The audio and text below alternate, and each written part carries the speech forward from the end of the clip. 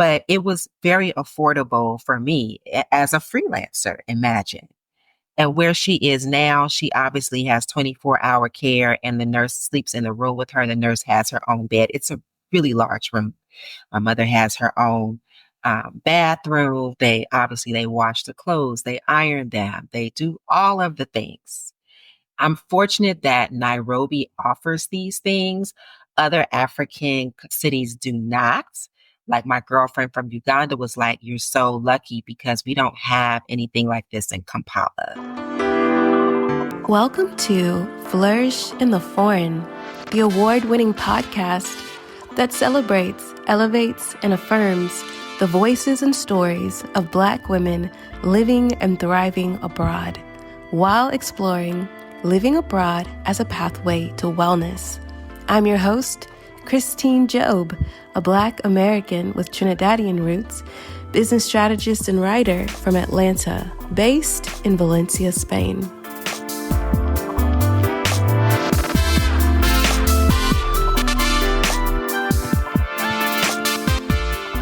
Hey everyone, welcome to Flourish in the Foreign. I am your host, Christine.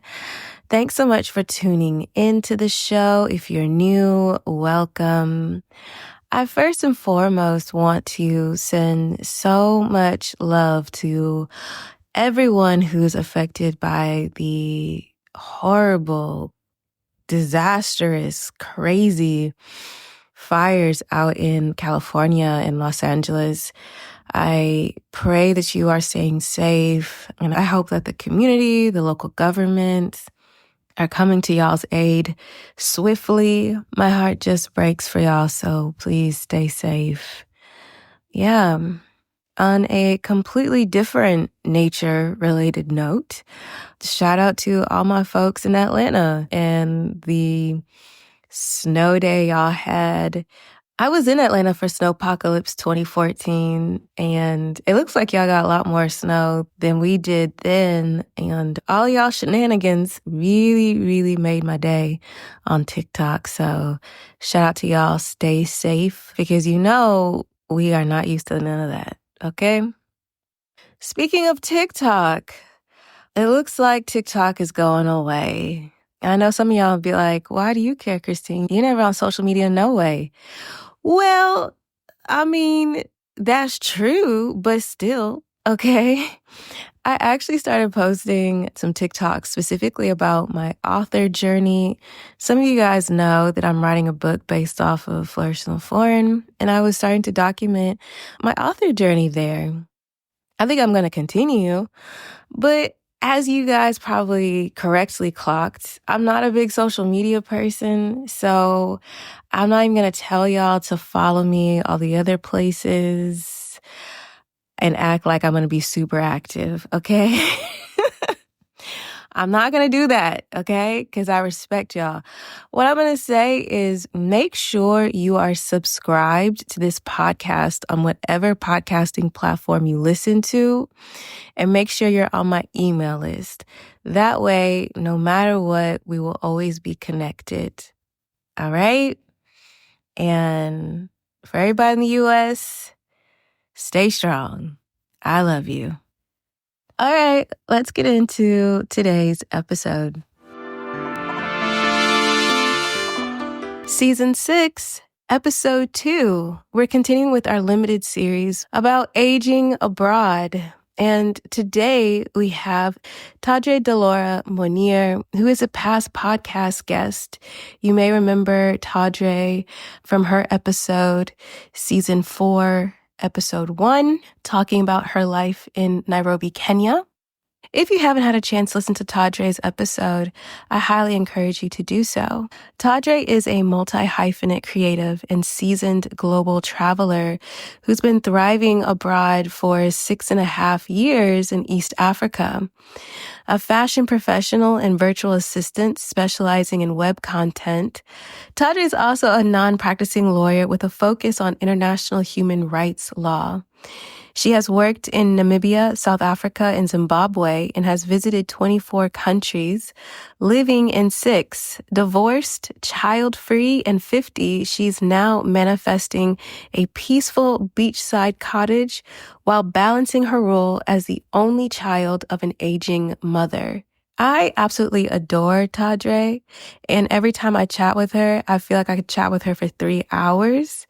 And this conversation was such a vulnerable and generous reflection on aging abroad, self-discovery, and just life in general. And so I know that you all will absolutely enjoy this conversation, but I will let Tadre tell y'all all about it.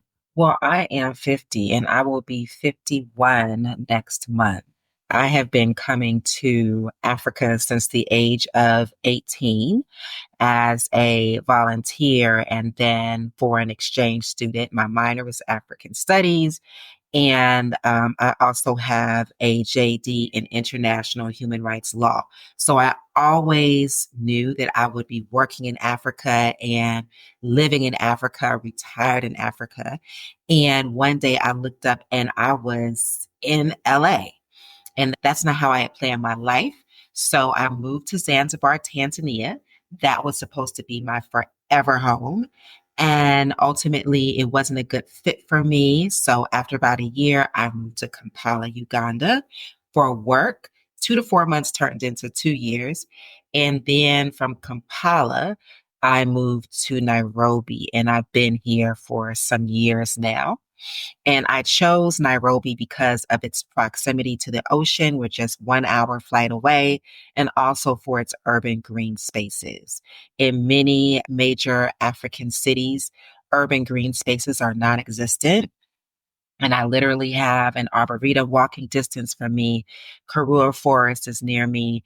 Gong Forest is near me. So I'm an outdoorsy girl. I'm a California girl. So, I got to get some of that outdoorsy spirit.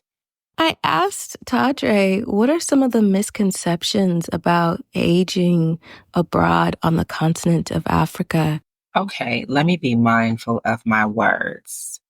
I believe, from what I have seen, generally speaking, American women mature much better than African women do in one aspect, because the United States is less patriarchal.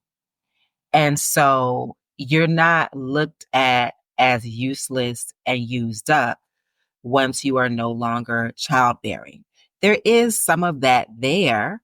However, in Africa, it's just like, okay, your childbearing years are over, your kids are grown. And I just see that women don't really take as good of care of themselves. They let themselves basically succumb to the demands of motherhood and wifehood much more than American women. So I believe that is changing because of social media. People can see outside their immediate communities and see that, oh, okay, this is what 50 can look like. This is what 70 can look like. And I'm speaking generally. So when people meet me, no matter where in the world, they're shocked at my age. However, even more so here in Africa, it's just like, what? Like they think that I've dyed my white hair to just for style.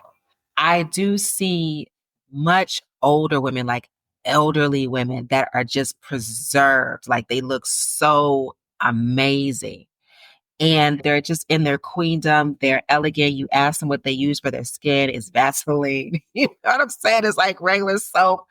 So there's that other piece. But generally, I find that women in Africa, it's a wrap for them in their mindset. So what I'm experiencing here in Africa is really like I am embodying the life that I want to live. And then people are seeing that and they are making mental notes and they are able to project, okay, this is how I want to be when I get older, or this is another variation of maturation. And the expectations, at least in this part of Africa, is that once you reach a certain age, you retire out in the pastures of your village. You are not meant to be seen and moving about in the city. And so I've encountered this because when I bring my mom out, because she used to be a street runner, okay, in LA and in the Chicago area, she used to hit the streets, shopping, the clubs, ladies' night, whatever. So now she's in an assisted living facility. I know she's bored up in there. So I used to bring her out, and the looks of just like craziness, shame. What are you doing? You're not supposed to bring this woman, your mother, out to the mall to eat. So there's that expectation. However, I think that's changing as well because people are telling me that their mamas and their fathers are not wanting to go to the village anymore. Um, so I think it's really things are shifting in Africa in terms of expectations. And beauty is also an interesting package for me because people think, when you're 20, of course, 50, you think is like old as dirt. You know what I'm saying? And when people see me, it's just like, wait, what? How old are you? So I've been asking myself, do I get more play now as a 50-year-old woman or when I was 25? You know what I'm saying? And I don't know the answer to that question. I think that I get the same amount of attention from men, although the approach is different. And then my experiences, and not trying to sound, I don't know, overly confident, but my experience throughout my life is just walking in a room and turning heads, literally stopping traffic.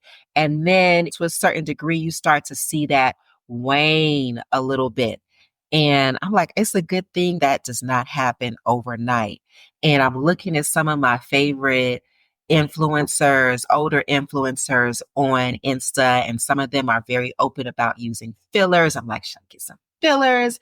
Am I supposed to use fillers for the next 50 years? What are the long-term effects? And I happen to live in a city where they offer all of these things. So yeah, that's just a little perspective of the things I've been thinking about as I mature. So, when I was thinking about putting together this mini season on aging abroad, I put out a call on Threads and I asked people, what topics you want me to ask people about underneath this umbrella of aging abroad? And of course, I got one person that asked about dating abroad when you are seasoned, if you will.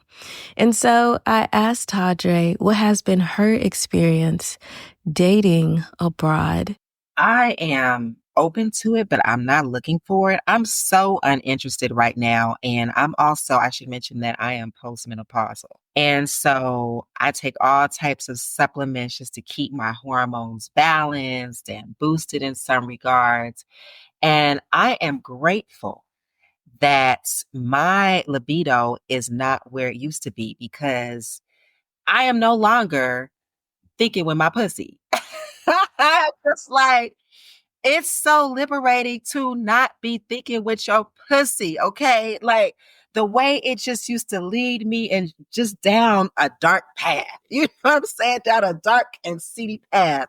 And now I can see the beautiful man across the street, admire him, and go back to work. Like I don't have to walk over there. I don't have to put myself in his path. And so that hormonally, it just shapes how I move through the world. And I'm just like very much able to, more than before, able to like really suss out, oh, that's trouble over there and not get caught up in the appearance. I went not too long ago, I went on this Dow cruise, which is like an old school boat, African boat.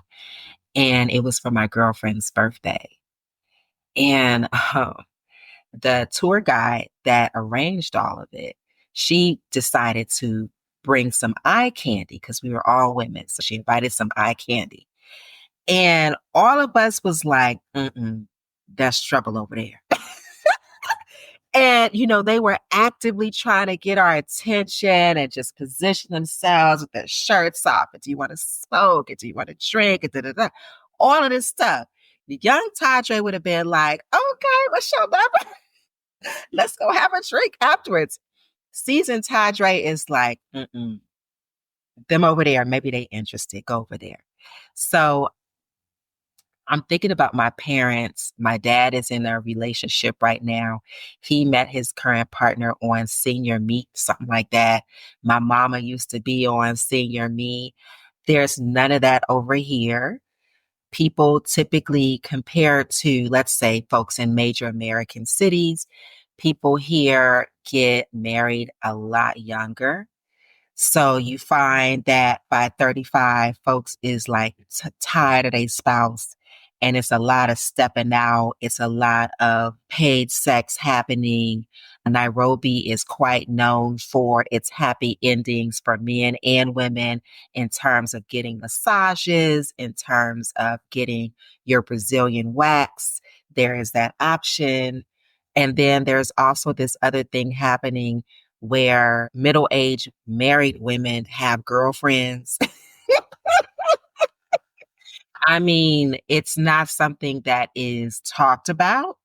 It just is. It was brought to me because someone was trying to recruit me to be their girlfriend. You know what I'm saying? While they was married. So the answer in short is that I'm single. I don't find the dating market to be appetizing here. So the men that are approaching me are typically married or they're much younger than I would like them to be. Like we'll say like early 20s to late 30s. And yeah, I will, if I meet somebody who is of quality, I will be open. The other thing that I believe women who are dating abroad in countries whose economies are not as strong as the US dollar, or maybe their passport country's dollar, is you're dealing with that dichotomy of him not being able to match you at your earning potential. And because women typically are not socialized to take care of men, that can become a problem. Whereas men, on the other hand, are conditioned to protect and provide. You know, let's say, for instance, just using Americans, African American men are having a very different dating experience than African American women. It's nothing for them to take a woman out and buy her some French fries and a Coke. And because, she doesn't have a bank account, she's enamored, right? And he doesn't mind financing that lifestyle because it's a lot cheaper here. I'm just thinking like I've dated Kenyans, like young, like I would say 30s, early to late 30s in terms of going out with dates. And most of the men here, though, that I've dated have been African American and they've been middle aged, like retired, divorcees, even like Kenyans who've spent most of their adult life abroad, like in Canada or whatever. And I would say that regardless of age, nationality, and ethnicity, problematic for varying reasons. And I have found that if I'm dating someone who is, let's say, from Europe or the United States, they're attracted to me, but they don't want all that comes with dating a mature woman, which I have a certain expectation. After you taken me on a couple of dates and you still ain't got none, I still haven't kissed you. I expect you to show up in this relationship in a certain way. They have a plethora of other opportunities, and younger women are very open to dating them. Like I remember being on a date with an African American dude who was like 51. And he was like, I never thought that younger women would even be interested in me. He was giddy. And he said this to me on a date. He was recently divorced and he just had come to Kenya not too long before. And he was just enjoying being able to play with women who were in their 20s. You know what I'm saying? Never mind that he was unable to rise to the occasion and he was on high blood pressure medication and his hands and feet was swollen and he was like an incessant smoker and just but if you are coming from a place of poverty or even not you just want access to that magical passport, you will put up with some craziness while you have your mainstay that could keep you satisfied on the side. There's a lot of that here. I even called my dad about it because occasionally we'll have these conversations and he's just like, you're of the age now where you're going to experience this a lot more. And I'm like, oh my God. And I'm like, Daddy, I don't understand.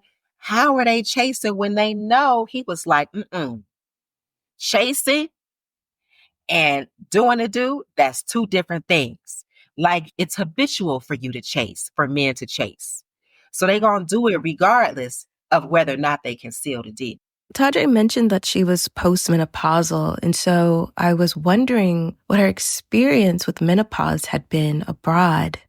Not only the physical changes, but her ability to get the type of support she needed to be able to navigate it. So supplements, healthcare, and all of those things. Well, number one, a lot of the supplements are just not available here. I was prescribed something, it was a pharmaceutical naturopathic remedy. And once I went through one round of that, it was no longer available in the country.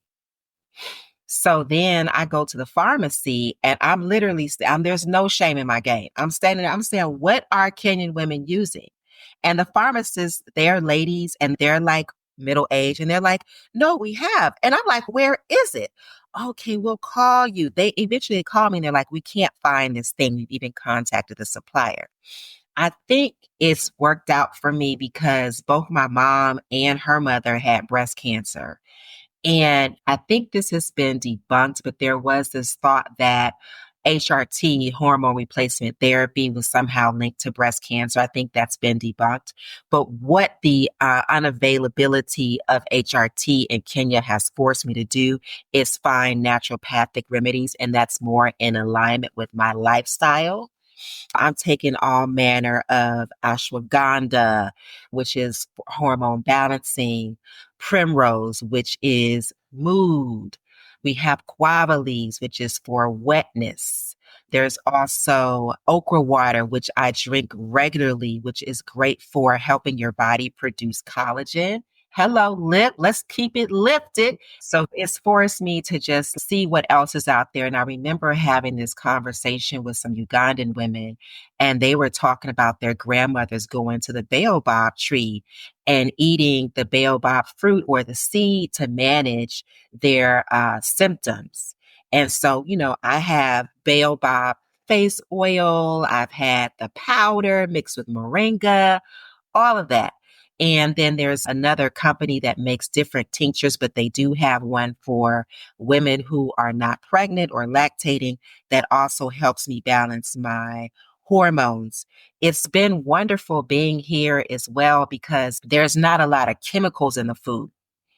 And I'm able to really like tap into my body. And I noticed really quickly that when I ate processed sugar, I would have more hot flashes. So I was able to regulate that. And I think that overall, I've been doing really well. Like some women my age, like they're losing the hair, et cetera, et cetera.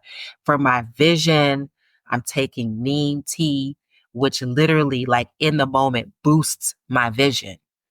Like within our expat group, there was a group of us that got together and we actually were told to bring all of the things that we were taking to manage what was happening in our bodies.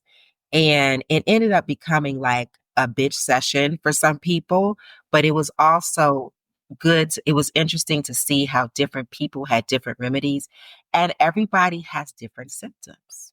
So where I'm talking about my libido's low, somebody else is like, oh my God, I have the most disgusting thoughts. Community. If you've been listening to this podcast for a while, you probably know that I stress community. To me, community is the number one factor in whether you will thrive abroad, let alone live abroad long term in a happy and sustainable manner. I truly believe that. So I had to ask, continuing this conversation with aging abroad and aging well abroad, I asked Tadre about building a community abroad, what her experience has been, and to share some community building insights with all of you. Well, first, I'd like to say that I am an introvert. I can be very extroverted, but I do like my quality time. And I'm also my mother's only child. So it's not like I'm actively seeking community. For me, in my compound, we have a WhatsApp group, and I'm pretty active there. When we get together as neighbors, like you have a neighborhood potluck, I show up. I'm in a book club with other bibliophiles, women of African descent from all over the world, but primarily Kenyan. I'm very friendly in my community yoga class and just meeting cool people there. I'm just open to meeting cool people. When I first got here, I joined the Still We Rise group, which was primarily like African American.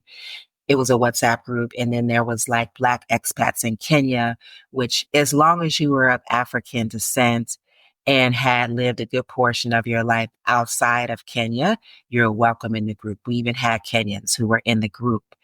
And I was there for some years. Then once the group was no longer serving me, I got out.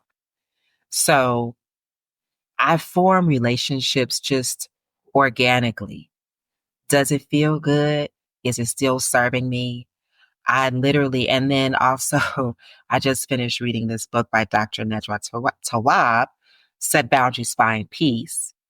I actually ended a friendship, a platonic friendship with a friend who was very unintentional and flaky about us getting together. She was one of the people that I considered to be the closest that I had in Kenya, also African American.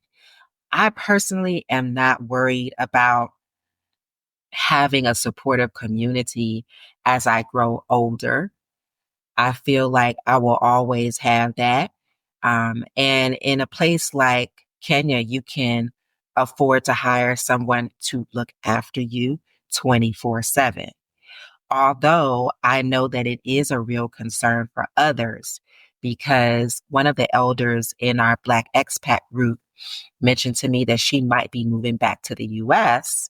She doesn't have children, but she wants to be closer to her family. She's got nieces and nephews that she believes that will be a supportive system for her. I don't have no nieces and nephews. You know what I'm saying? Like my cousins are my age. That's not even a consideration for me.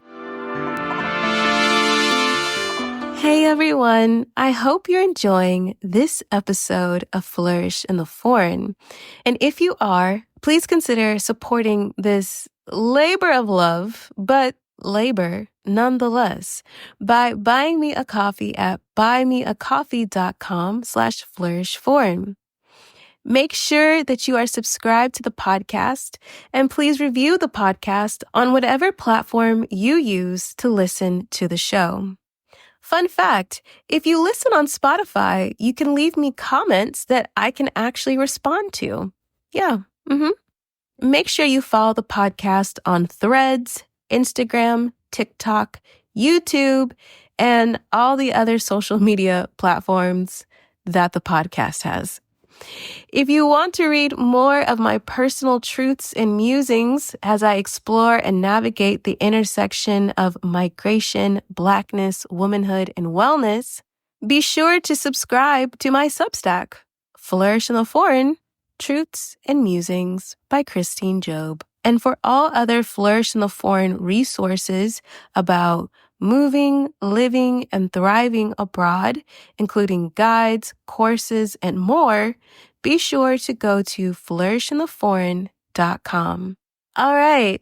Thank you so much for listening to this episode of Flourish in the Foreign. Now, back to the episode. Tadre is going through something that a lot of you all can relate to, and perhaps even more will experience in a few years, which is being a caregiver and being responsible for the care of an elderly relative or parent. In my particular situation, my mother was active in my life, I would say, until about age 7. And then from age 7 to, let's say, the 6th grade, she was present, but she wasn't present. So in a lot of ways, I raised myself, or my grandparents raised me. And then there were those weekends with my father. It was a challenge for me because I found myself taking care of my mother in a way that she had never taken care of me. However, my mother she had a cluster of mental health or personality disorders. And so for her, mothering, nurturing, even being a good friend, a good spouse or partner, she just really was not capable of doing that. So ultimately, I started getting calls from people that I did not know that were concerned about my mother. A banker who felt like my mother wasn't in the right mind, making bad financial decisions. She was being exploited by car salesmen, all of that, because she had early onset dementia. And the banker called an agency in her town of Indiana and said, I'm worried about this client that we have. And they are like a senior advocacy organization. That senior advocate found my number and called me. And then I had sorority sisters who still had ties to Indiana, who, by word of mouth, just found out what was happening with my mother, and they reached out to me on socials. So given that my mom and I had been estranged in the past and we had a very tenuous relationship, she also had, back in the day, they used to call it baby blues. Now they call it postpartum depression. So just trying to paint the picture, there were people who knew my mother who were just like, Tadre, no, don't do it. And I was like, I cannot, my heart cannot allow me to allow my mother to just waste away in some state run facility. So I made the choice to bring her to live with me. And that was extreme, like all types of triggers was just coming up. And I was watching YouTube videos from experts, just, basically topic was like how to deal with an aging parent that had neglected you or abused you. In my case, it was neglect. And there was like this test to determine whether or not you should go down this path. And I failed the test. I failed the test. And so I told my mama we was going for a drive. This was like New Year's Day, January 1st, 2 years ago. And I took her right over to this place that I had visited. And she knew what it was. And she's been there ever since.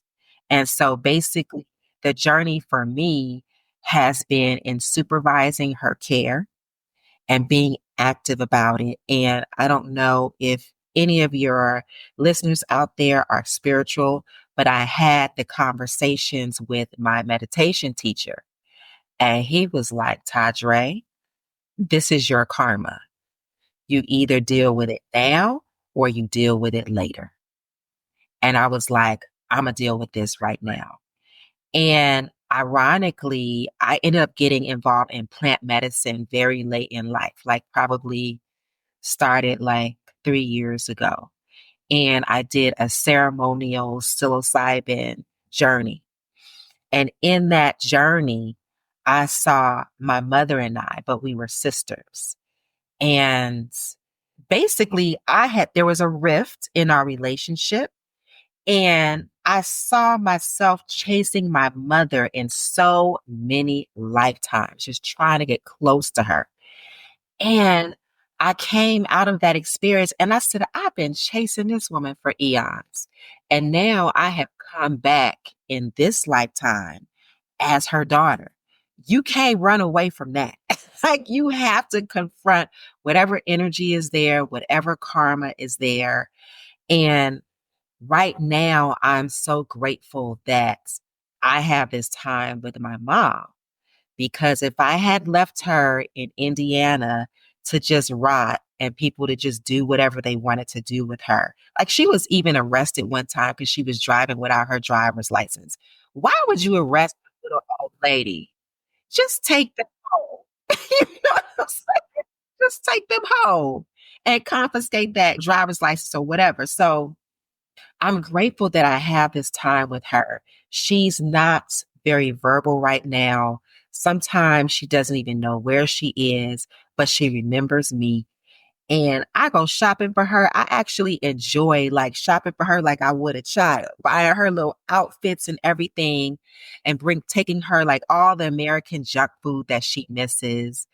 And it was bittersweet at first because it was like now I have my mommy, but I don't have her because she's not in her right mind. And then watching your parents age, it's heartbreaking when you see, especially like cognitive and also physical functioning. She needs help walking, eating, toileting, bathing, all of that.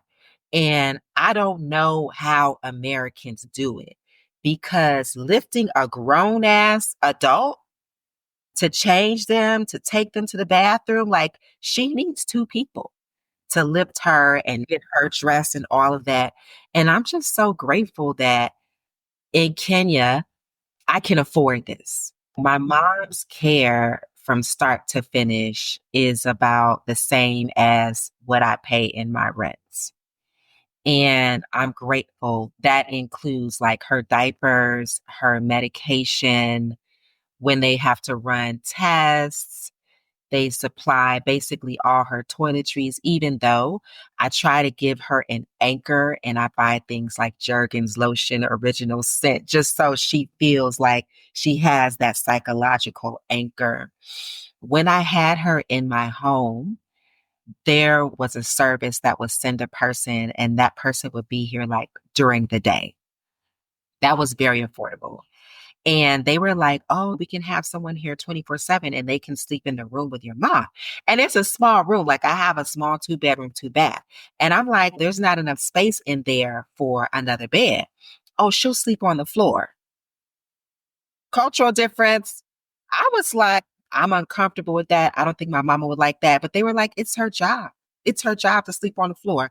One of my neighbors was telling me I could put a nurse or an aide outside where we do our laundry and have them sleep there because it's like enclosed, but the bricks have like large holes in them. I was like, it's cold out there. They're like, oh no, just put some cardboard up. I was like, no, I can't do that. But it was very affordable for me as a freelancer, imagine. And where she is now, she obviously has 24-hour care and the nurse sleeps in the room with her. The nurse has her own bed. It's a really large room. My mother has her own bathroom. They wash the clothes, they iron them, they do all of the things. And I'm fortunate that Nairobi offers these things. Other African cities do not. Like my girlfriend from Uganda was like, you're so lucky because we don't have anything like this in Kampala. Because culturally, you take care of your elders in home, right? But it's going to be interesting to see how the culture shifts because as more and more Africans are living in cities in smaller spaces with careers, husband and wife, who's going to be taking care of grandma? And the other issue is that people who have a certain level of education, they don't just want somebody who's going to just feed your mother. They want someone that's going to keep the brain active, right? So at a certain point when my mom was still there, she was taking pottery classes, there were swimming classes. All of that was available to my mother in a city like Nairobi. I asked Tadre to share with us how it has been navigating elderly care for her mother. Girl, like everybody, I was just on Google and there were places that were listed on Google that had closed down. I remember visiting one place, like I would not leave a dog in that place.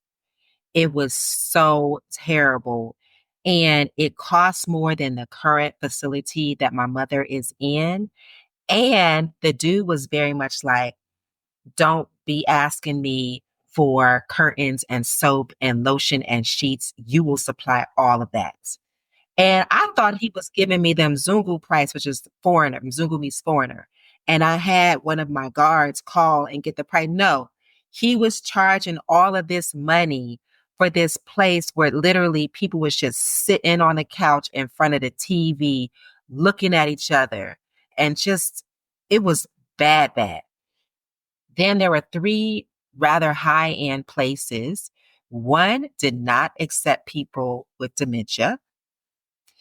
The other one, it was a lot of, they call them Kenyan cowboys, but they're basically colonizer descendants. So it was basically all white Kenyans.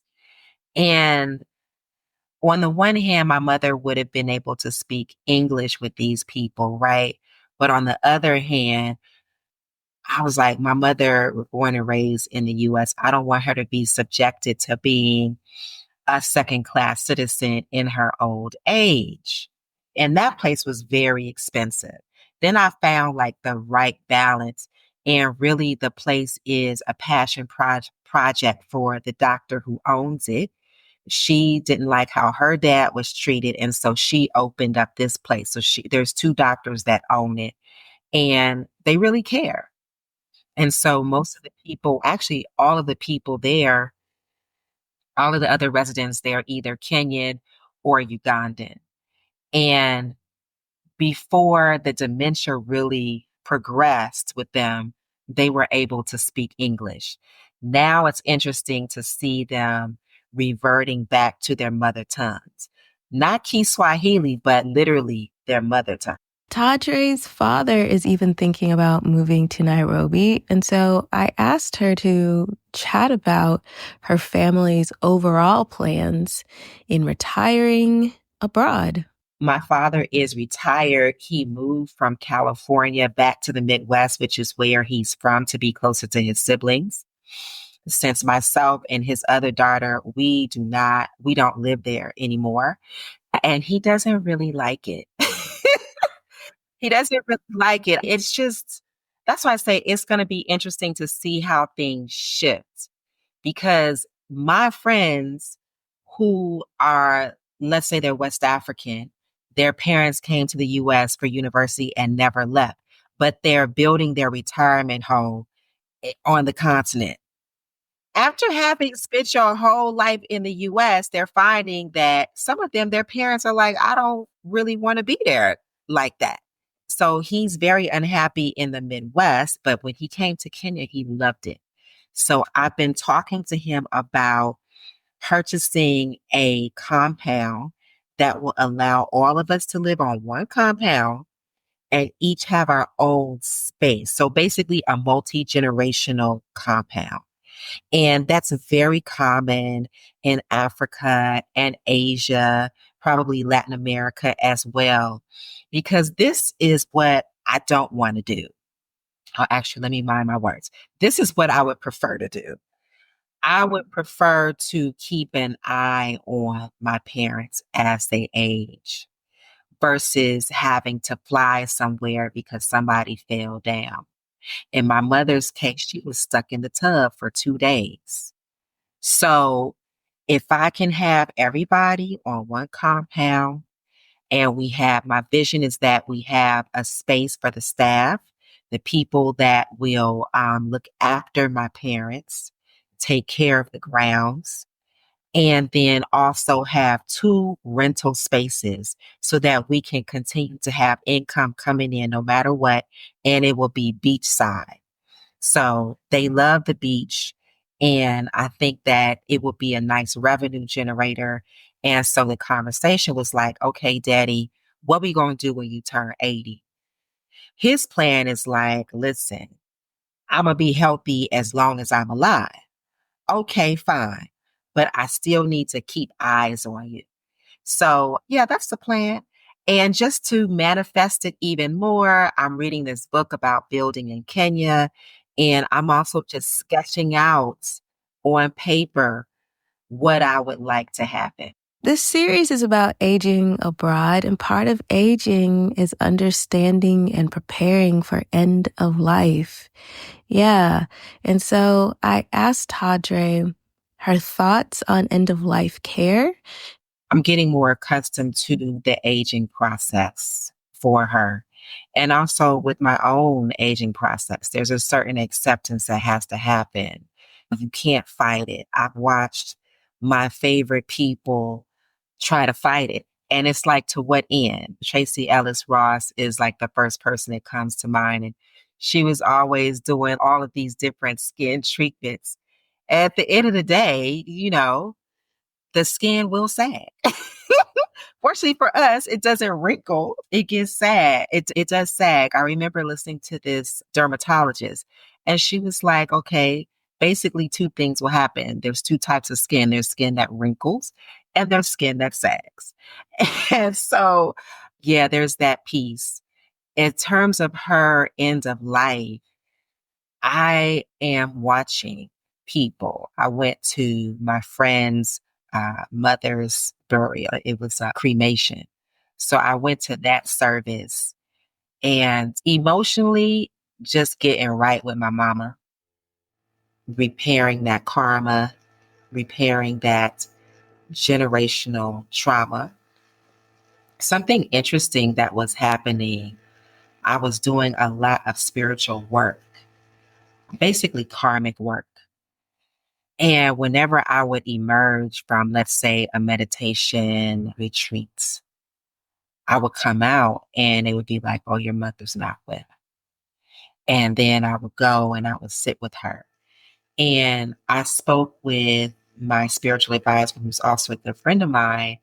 And her take on it was, she was like, your mother is resistant.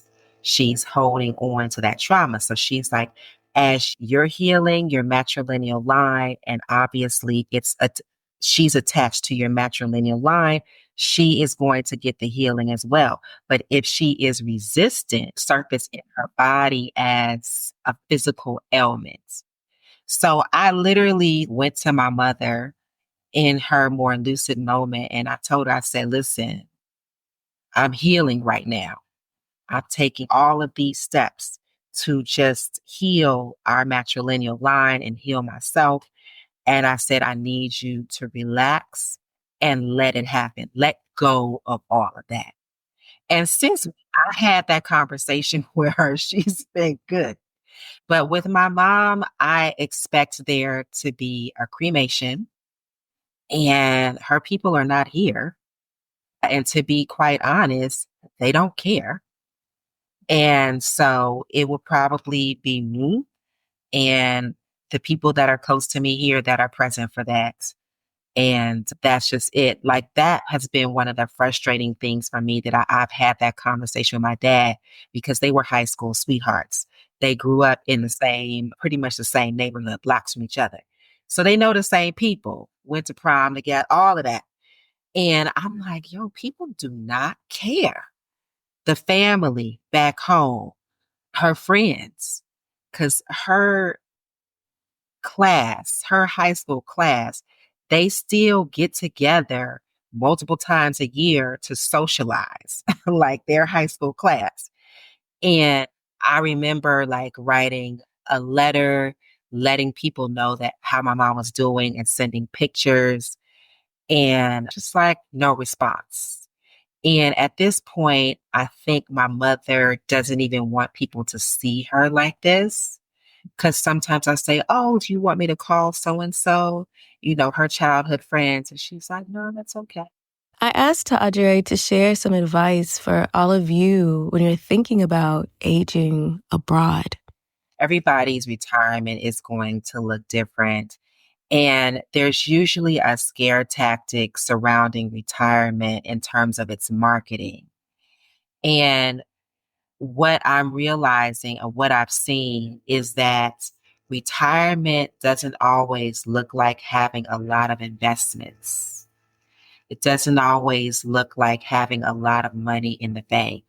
Retirement for some could be having a rental property. For example, I just thought of something, but let me stay on track. For example, I took a trip to Mozambique. Part of that trip was spent in Maputo, the capital, and I stayed with this old school European revolutionary, like hardcore. She left Europe, came to Africa to fight in the revolution, okay, with Africans. I know.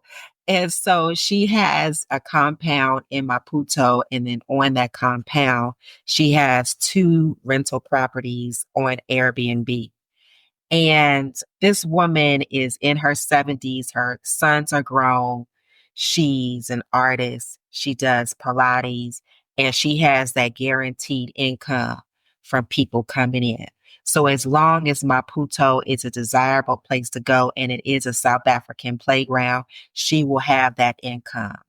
So it can be like that for some people. You mentioned my dad earlier.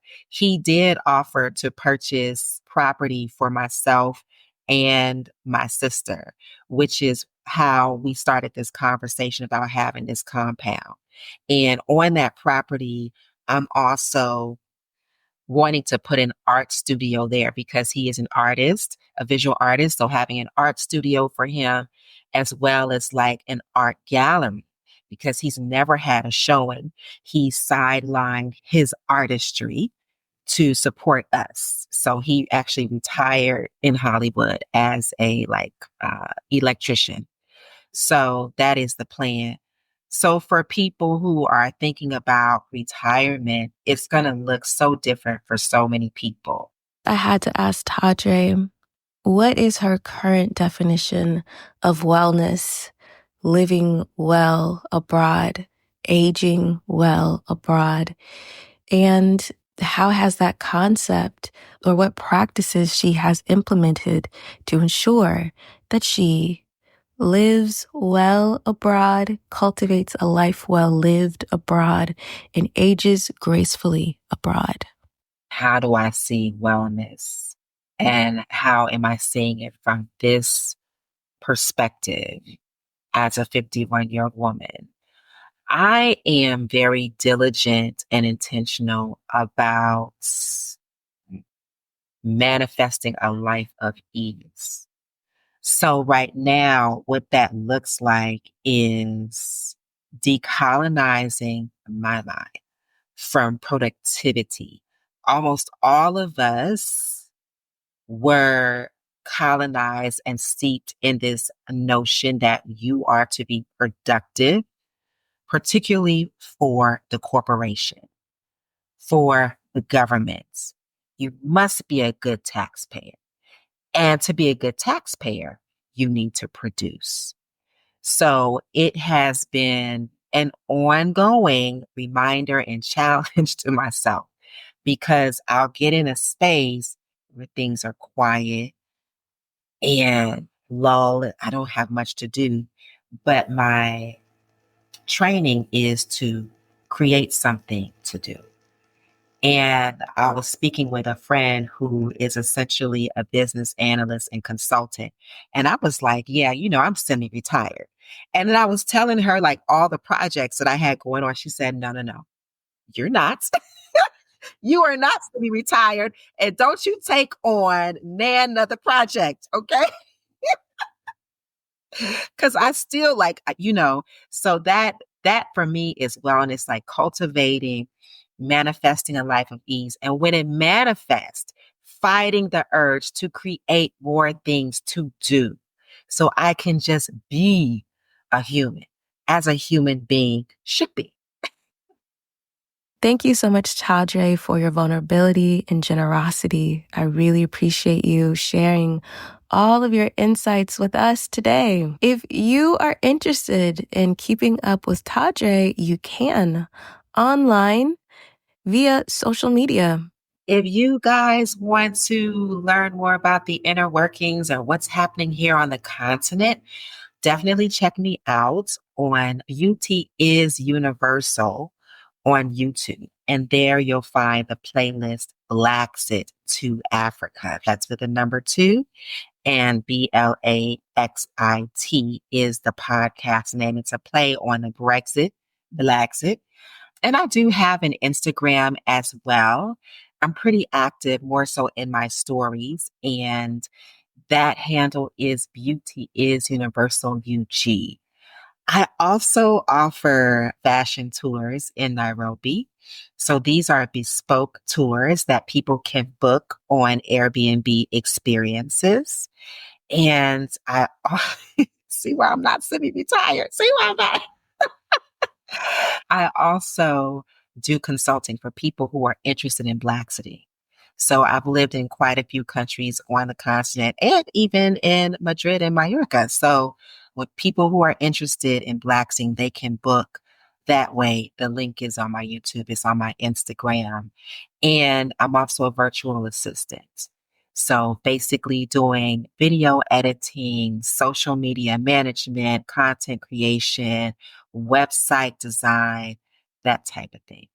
Thank you so much for listening to this episode of Flourish in the Foreign.